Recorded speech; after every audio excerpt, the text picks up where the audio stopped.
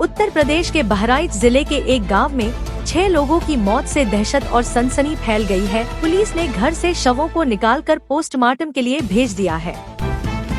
NCRB की report में बताया गया है कि योगी सरकार की सख्ती से यूपी में सांप्रदायिक हिंसा पूरी तरह खत्म हो गई है। रिपोर्ट के अनुसार पूरे देश के मुकाबले यूपी में अपराध 1/4 कम है।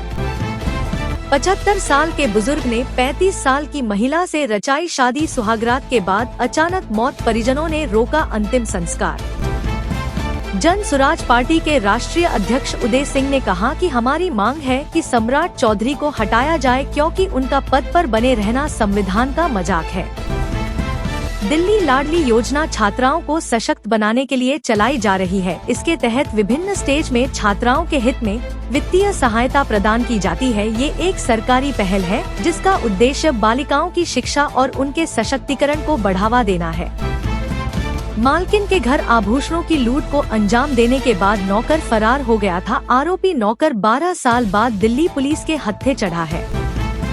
आरोपी ने 20 साल के युवक की बलि दे दी थी। पुलिस ने इस घटना के बाद आरोपी को जेल भेज दिया है। इसके बाद परिजनों ने जमकर हंगामा किया और मुआवजे की मांग की। संगीता राणा सोमवार आधी रात के आसपास बेहाला में नूतन दल पूजा पंडाल गई थी। दुर्गा प्रतिमा के दर्शन के कुछ ही देर बाद वह पंडाल के निकास द्वार के पास गिर पड़ी। सस्ते गहनों का लालच देकर करते थे ठगी, अंतर्राज्यीय गिरोह का भंडाफोड़, 25 लाख कैश बरामद।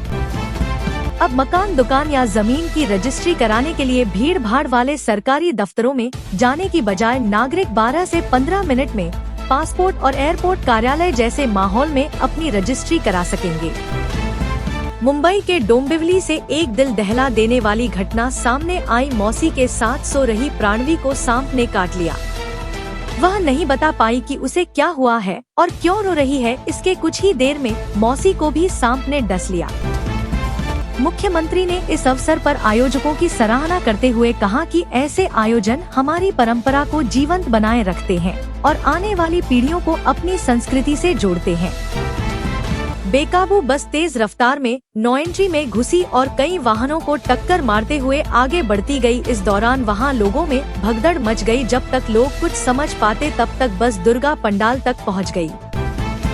मध्य प्रदेश के 27 अवैध मदरसों को लेकर बड़ा विवाद खड़ा हो गया है, जहां मदरसों में 500 से ज्यादा हिंदू बच्चों को कुरान पढ़ाने और इस्लाम अपनाने के लिए दबाव बनाने का मामला सामने आया है।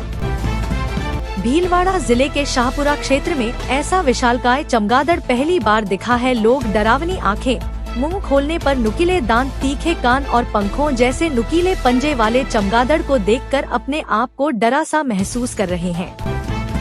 दूदू के पास एक ट्रक और ट्रेलर की भिड़ंत हो गई। इस हादसे में ट्रक आग का गोला बन गया और कैबिन में फंसे चालक की जलकर मौत हो गई। प्रधानमंत्री मोदी ने कहा कि एक नदी की तरह संग की धारा में भी सैकड़ों जीवन पुष्पित पल्वित हुए हैं। नदी जिस रास्ते से गुजरती है वहाँ के गांवों को समृद्ध करती है। आंध्र प्रदेश का वित्त विभाग छोटे ठेकेदारों के लंबित बिल का भुगतान कर रहा है, जिससे उन्हें वित्तीय राहत मिलेगी, जिसका उन्हें लंबे समय से इंतजार था। दिल्ली हाई कोर्ट के 2 जज की पीठ ने कहा कि कीमत कम नहीं होने पर लोगों को जीएसटी दर में कटौती का फायदा नहीं मिलता है। जीएसटी में कटौती का उद्देश्य सामान को लोगों के लिए किफायती बनाना है। अमेरिकी राष्ट्रपति डोनाल्ड ट्रंप की गाजा शांति योजना के बीच इजरायल ने हमास को निशाना बनाते हुए बुधवार को फिर हमला कर दिया। गाजा पर हुए इस हवाई हमले में 16 लोग मारे गए हैं। भारतीय महिला अमेरिका में नौकरी गंवाने के बाद भावुक हो गई। अमेरिका छोड़ते वक्त महिला की आंखें आंसुओं से भर गईं। अमेरिका के राष्ट्रपति डोनाल्ड ट्रंप ने अपने गाजा पीस प्लान पर मिले पीएम मोदी के समर्थन वाली पोस्ट को फिर से रिपोस्ट किया है। पीएम मोदी ने ट्रंप के गाजा प्लान पर समर्थन जाहिर किया था। संयुक्त राष्ट्र के बाद अब ब्रिटेन ने भी ईरान के परमाणु कार्यक्रमों पर पानी फेर दिया है। ब्रिटेन ने ईरान के परमाणु कार्यक्रम से जुड़े 70 संगठनों और लोगों पर बैन लगा दिया है। बिजनेसमैन गौतम अडानी ने एयरपोर्ट के विकास के लिए काम करने वाले दिव्यांग सहयोगियों, निर्माण श्रमिकों और अन्य स्टाफ सदस्यों के प्रयासों को सलाम किया और अपना आभार व्यक्त किया। भारत की 5वीं जनरेशन के एयरक्राफ्ट बनाने के लिए HAL समेत कई प्राइवेट कंपनियों ने भी बोली लगाई है। इस परियोजना के तहत 2 लाख करोड़ की लागत से 125 से ज्यादा विमान बनाए जाने हैं। मौसम विभाग ने दिल्ली के कई इलाकों में हल्की बारिश की संभावना जताई है। मौसम विभाग ने उत्तर प्रदेश के कई जिलों में ऑरेंज अलर्ट जारी किया है। पीओके में दूसरे दिन भी पाकिस्तानी सेना के खिलाफ भारी बवाल। पाक रेंजरों की फायरिंग में 8 से अधिक लोगों की मौत। इथियोपिया में एक निर्माणाधीन चर्च के गिर जाने से 25 लोगों की मौत हो गई है, जबकि 100 से ज्यादा लोग घायल हुए हैं। ब्रिटेन में रह रहे भारतीय मूल का एक दंपति दशहरे के पहले ही असली राणव बन गया। आरोप है कि इस जोड़े ने अपनी ही 3 साल की बेटी को भूख से तड़पाकर मार डाला। पीएम मोदी ने इटली की पीएम जॉर्जिया मेलोनी की आत्मकथा की प्रस्तावना लिखा। पीएम मोदी ने इसे मेलोनी के मन की बात कहा है। यह आत्मकथा भारत में प्रकाशित होगी।